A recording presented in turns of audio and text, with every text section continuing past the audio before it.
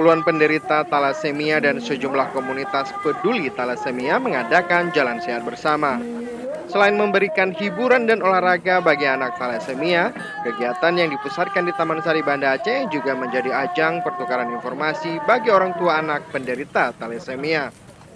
Ketua Persatuan Orang Tua Penderita Talasemia Indonesia atau POPTI Aceh, Muhammad Nizwar mengatakan, kegiatan hiburan tersebut untuk meningkatkan motivasi para taler untuk terus bisa beraktivitas, berkarya, dan bersemangat dalam menjalani hidupnya.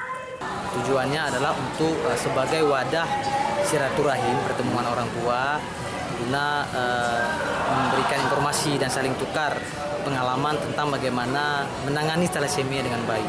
Yang kedua, ajang tempat aspirasi anak-anak bermain, bersenda gurau setelah setiap bulannya mereka transfusi di rumah sakit. Tentunya mereka sampai kemari bisa sedikit terhibur lah dalam acara kegiatan seperti ini.